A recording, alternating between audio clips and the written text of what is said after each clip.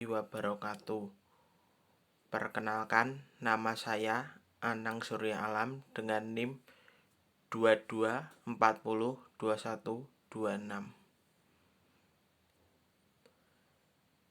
Sholat Idul Adha. Idul Adha berasal dari kata Aid yang artinya adalah kembali.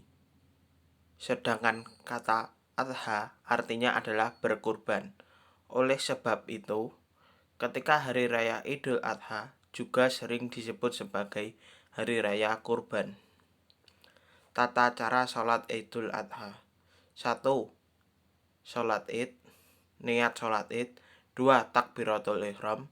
3. Membaca doa iftitah sebagaimana iftitah sholat fardu. 4. Takbir 7 kali dan diantara takbir disunahkan membaca tasbih. 5. Membaca Al-Fatihah dan dilanjutkan dengan membaca surat pendek. 6. Membaca surat dilanjutkan ruku, i'tidal dan diteruskan sujud 2 kali. 6. Setelah membaca surat dilanjutkan ruku, i'tidal dan diteruskan sujud 2 kali. Pada rakaat kedua, sesudah berdiri untuk rakaat kedua membaca takbir 5 kali dan di antara takbir disunahkan membaca tasbih. 8. Dilanjutkan dengan ruku, i'tidal, sujud 2 kali tahiyat akhir dan salam.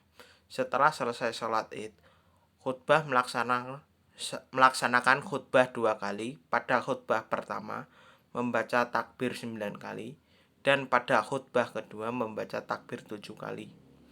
Ruku khutbah sholat Id sama dengan rukun khutbah sholat Jumat. Hal-hal yang disunahkan dalam sholat Id: mandi sebelum sholat, tidak makan dan minum sebelum sholat Id, memakai wangi-wangian, melewati jalan yang berbeda, mendengarkan khutbah Idul Adha, mengumandangkan takbir mulai tanggal 10 sampai 14 Zulhijjah. Adapun hikmah dari sholat Id adalah diampuni dosanya, memupuk rasa persaudaraan, saling mengenal, untuk menyebarkan syariat Islam sebagai sebuah wadah untuk belajar tentang agama, menjaga persatuan dan kesatuan.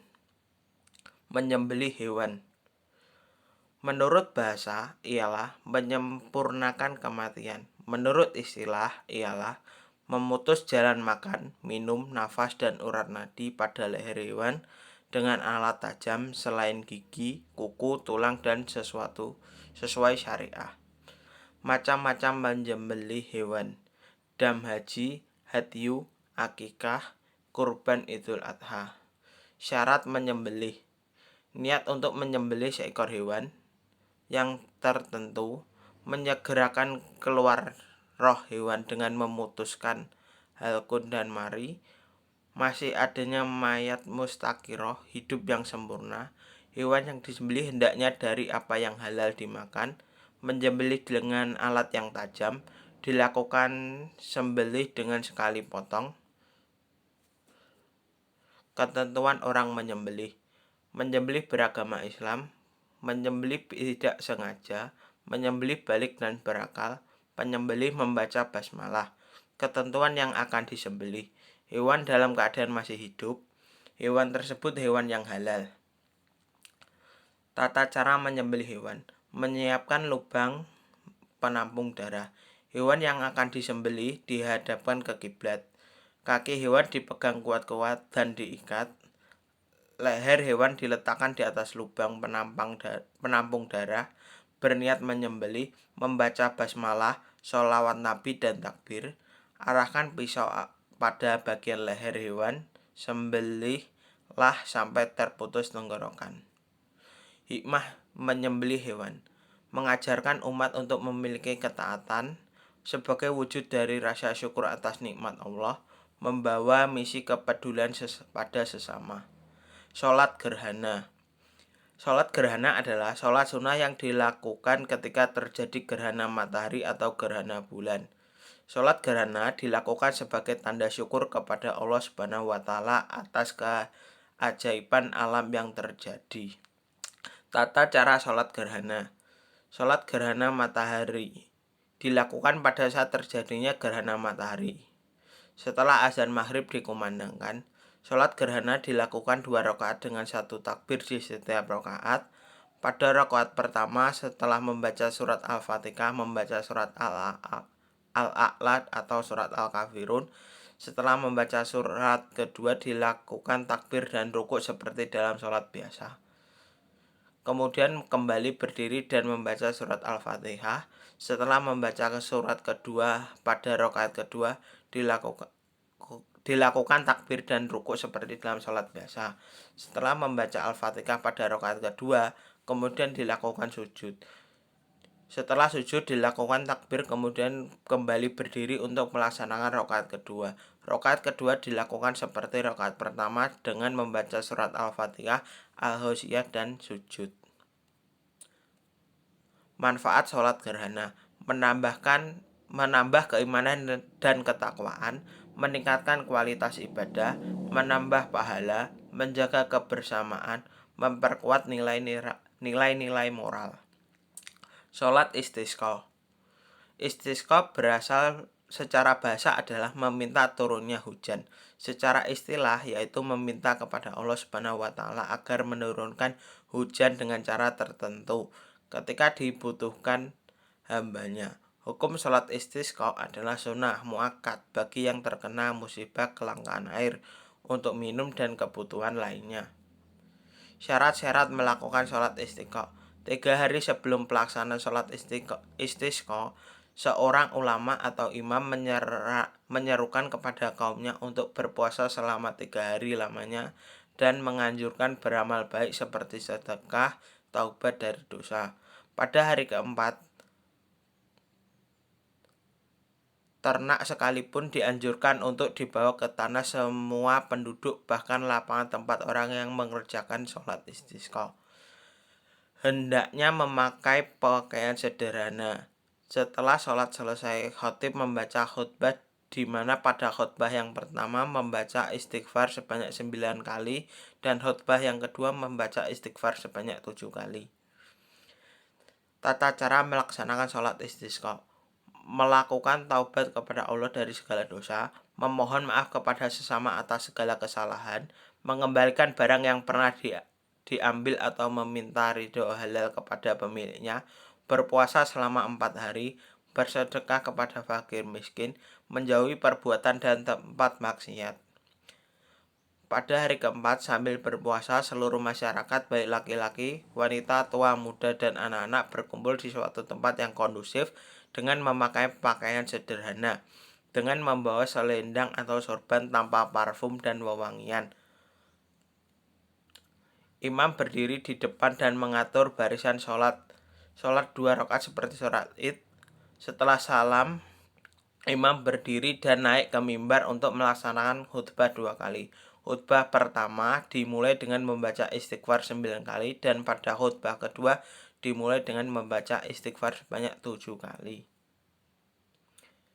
Dalam khutbah, imam menganjurkan kepada para jamaah memperbanyak membaca istighfar dan merendahkan diri kepada Allah agar apa yang dihajatkan dapat terkabul.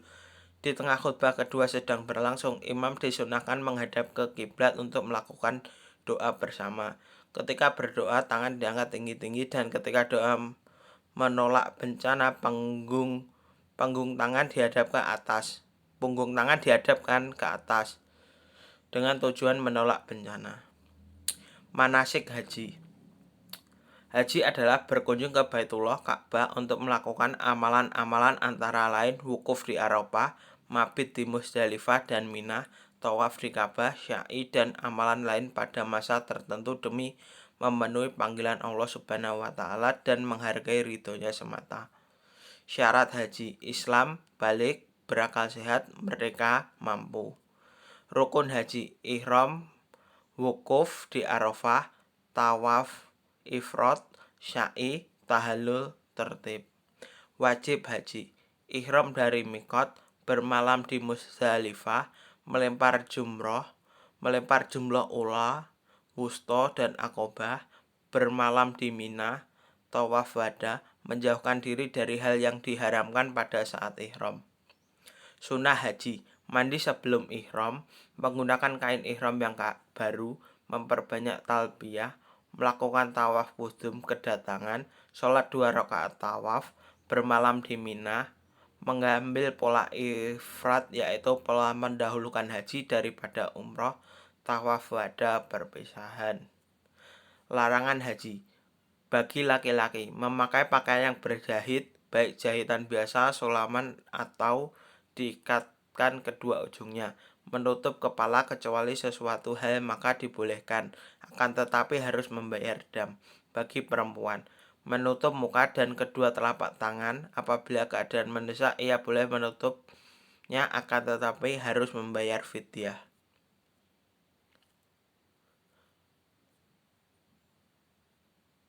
Dam haji, jenis pelanggaran. Tidak mengerjakan haji ifrad, yang dikerjakan adalah haji tamatum atau qiron. Ketentuan dam, menyembelih 1 ekor kambing. Jika tidak mampu, berpuasa 10 hari, 3 hari di Mekah, 7 hari di negara asal. Fungsi dari bimbingan manasik haji, agar semua calon jamaah haji mampu memahami semua tentang pelaksanaan ibadah haji, agar jamaah haji dapat mandiri dalam melaksanakan ibadah haji, memberikan bekal pengetahuan dan kemampuan dalam melaksanakan ibadah haji kepada para calon jamaah. Tujuan dari bimbingan manasik haji, untuk meningkatkan pengetahuan manasik haji, untuk membentuk sosok calon jamaah haji yang memiliki pengetahuan manasik haji dan tata cara pelaksanaannya. Khutbah nikah dan akad nikah. Khutbah nikah adalah pidato atau ceramah yang disampaikan oleh seseorang pemimpin agama seperti seorang imam. Saat upacara pernikahan dalam agama Islam, khutbah nikah biasanya dilakukan di hadapan para pengantin, keluarga, dan para hadirin yang hadir dalam pernikahan tersebut. Akad nikah adalah suatu perjanjian atau kontrak resmi antara seorang pria dan seorang wanita yang ingin menikah dalam agama Islam. Akad nikah merupakan salah satu tahapan penting dalam pernikahan yang menandai dimulainya hubungan pernikahan yang sah dan diakui secara agama. Pengertian walimah. Walimah adalah sebuah perayaan atau pesta diadakan setelah terjadi pernikahan dalam agama Islam. Walimah merupakan salah satu tradisi yang dianjurkan dalam Islam sebagai bentuk ungkapan syukur dan kegembiraan atas terjadinya pernikahan. Tujuan dari walimah, mengungkapkan rasa syukur kepada Allah atas terjadinya pernikahan, mengumumkan pernikahan secara resmi, mempererat hubungan antar anggota keluarga dan kerabat, membuat suasana kebahagiaan dan kegembiraan, menjalin hubungan sosial dan kebersamaan antar tetangga, kerabat, dan teman. Rukun dan persyaratan akad nikah. Rukun akad nikah, ijab kabul. Persyaratan akad nikah, kesepakatan kedua belah pihak, wali nikah, mahar, pernyataan ijab kabul. Terima kasih. Sekian pemaparan materi dari saya. Apabila ada kurang lebihnya saya mohon maaf. Wassalamualaikum warahmatullahi wabarakatuh.